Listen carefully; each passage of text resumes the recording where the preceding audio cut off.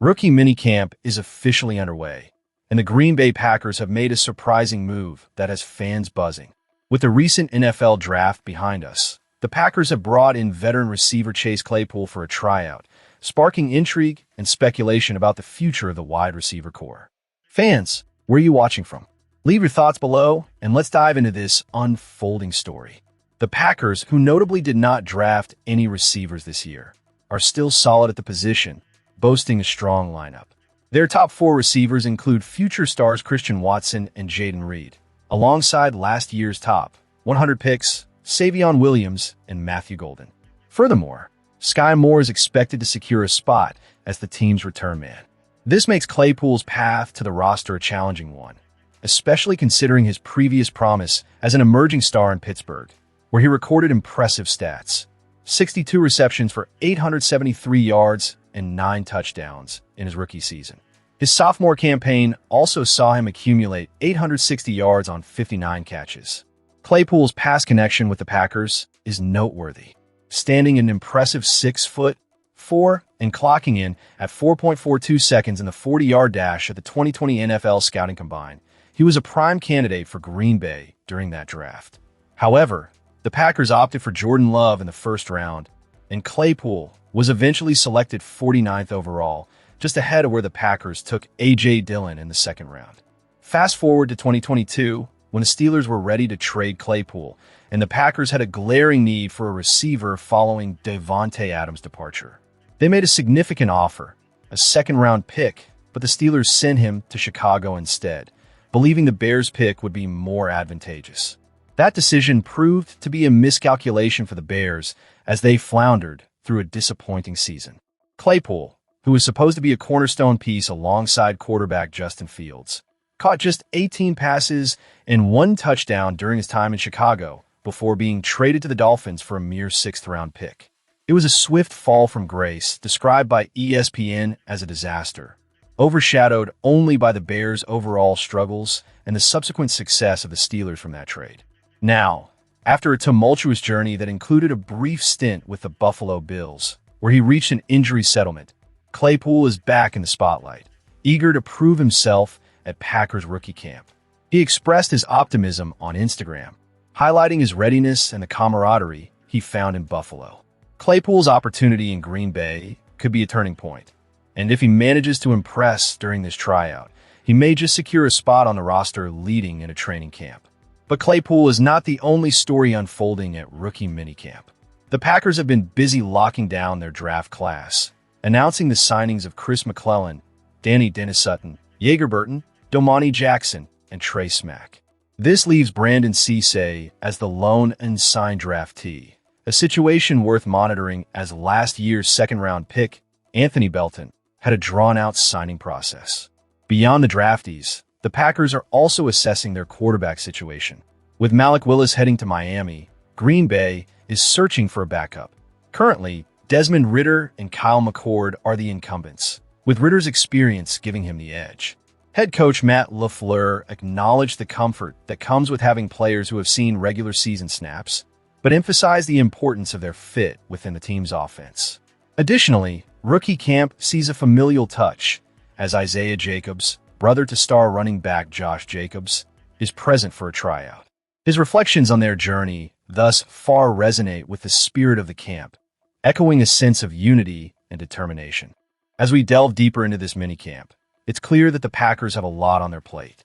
With Claypool's potential comeback, exciting new talent, and a critical quarterback search, every decision made in the coming days will be crucial for the team's trajectory. The stakes are high, and the fans are eager to see how this all unfolds. Stay tuned as we continue to follow these developments. As the Green Bay Packers gear up for the upcoming season, the buzz surrounding their roster moves is palpable. The team has emerged from free agency and the draft in a position that could see them competing for a Super Bowl, especially after a disheartening playoff exit against their bitter rivals, the Chicago Bears. General Manager Brian Gutekunst has once again showcased his knack for shoring up weaknesses, most notably at defensive tackle and cornerback, which are areas that desperately needed attention. The signings of defensive tackle Javon Hargrave and cornerback Benjamin St. Just in free agency were significant. Following that, The draft saw the selection of cornerback Brandon Cisse and defensive tackle Chris McClellan as the first two picks, a clear indication of the franchise's intent to bolster its defense. Gutekunst's candid remarks post-draft were telling. To be honest, I don't know if I ever feel like I've checked every box because I don't know if anything's ever complete. This sentiment rings true, especially with just a few months left until the regular season begins. The Packers have made strides, but there's still work to be done. One critical area that could use reinforcement is the running back position. Josh Jacobs has proven himself as a tough, reliable back, managing to play through injuries last season. However, the wear and tear from averaging over 300 touches each season is a concern as he approaches 30. With Emmanuel Wilson now in Seattle, the depth behind Jacobs looks thin. The only offseason addition has been Jayden Nixon, an undrafted free agent from Central Florida. While Nixon has shown flashes of potential, can he step up if Jacobs is sidelined again? The inexperienced group of Chris Brooks, Marshawn Lloyd, Pierre Strong, Damian Martinez, and Nixon will need to prove they can carry the load if called upon. Brooks is a solid pass protector, but can he translate that into effective running? Lloyd has been plagued by injuries, and Martinez, a late-season addition, may be the favorite to secure a roster spot. The Packers may need to explore options, perhaps looking at players like Antonio Gibson or Trey Benson if the current roster doesn't meet expectations. Another area of concern is the tight end position. Gutekunst has been vocal about the need for a reliable blocking tight end. The expected signing of Wake Forest's Eni Filai fell through after he failed his physical, leaving the Packers with just R.J. Maryland, who is more known for his receiving capabilities.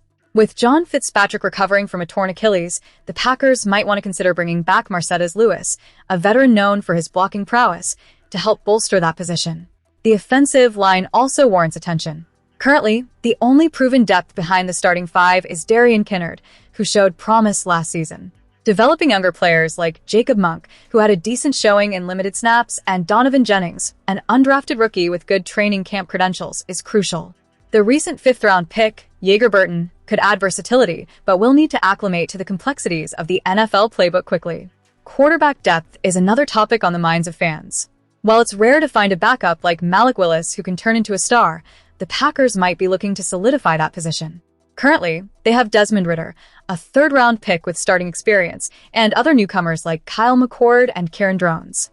The competition here is fierce, but Green Bay fans are rightfully cautious, as the backup situation can change quickly in the NFL. Despite lingering questions, the starting lineup appears strong. The offensive line, consisting of players like Jordan Morgan and Aaron Banks, has the potential to be effective if they can develop into their roles. The losses of receivers Romeo Dew and Dontavian Wicks may open up opportunities for others, while the influx of cornerbacks gives the defense more depth and versatility, a welcome change from last season's struggles. Gutekunst's track record shows that he is always looking to improve the roster, whether through late offseason signings or trades. Coach Matt LaFleur echoed this sentiment, reminding us that the roster is always in flux. Things happen in this league. There's some veterans on the street that you could potentially pick up, and we're certainly not out of the trade market ever. As we move through the offseason, the focus will remain on how Green Bay can continue to build on its strengths while addressing its weaknesses. The anticipation grows, and with every decision, the fanbase watches closely. Where are you watching from, and what are your thoughts on the Packers' offseason moves? Stay tuned as we delve deeper into what lies ahead for this storied franchise, and up next, we'll explore the latest developments in the realm of potential trades and acquisitions.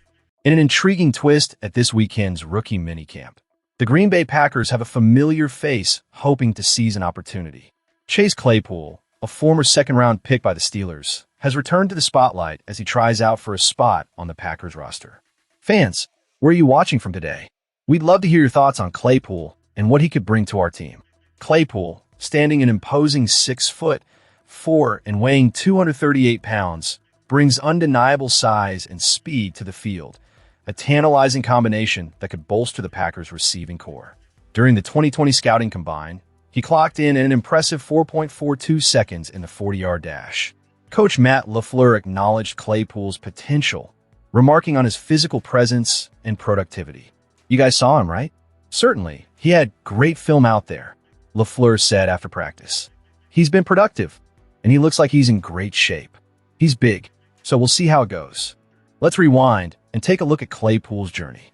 After an impressive rookie season where he caught 62 passes for 873 yards and 9 touchdowns, expectations were high. However, after being traded to the Bears mid-season in 2022, a move that had the Packers eyeing him as well, he struggled to find his footing in Chicago. His performance waned, and by the time he finished the 2023 season with Miami, he had managed just 4 receptions for 26 yards across 9 games. That's a stark contrast to his college days at Notre Dame, where he racked up 66 receptions for over 1,000 yards and 13 touchdowns in his senior season. Claypool's story is one of resilience and determination. Beginning in Abbotsford, British Columbia, his path to football stardom wasn't immediate. He played baseball and hockey until he discovered tackle football at age 8. His journey to Notre Dame was a Cinderella story, as he initially thought a Division I offer was out of reach until his highlight film caught the attention of then-coach Brian Kelly. Adding to the competition at Minicamp, 9 players participated on a tryout basis alongside Claypool, including undrafted rookies and a promising quarterback named Bauman, who threw for a record-breaking 9,278 yards in his college career. Bauman expressed confidence in his abilities, stating, "I feel like I've earned the right to have the opportunity. At the same time, it's not in my hands. I've done everything I can up to this point." He's certainly one to watch as he vies for a position on the roster. Additionally, the presence of Jacobs, brother to the Packers' own Josh Jacobs, adds another layer of intrigue.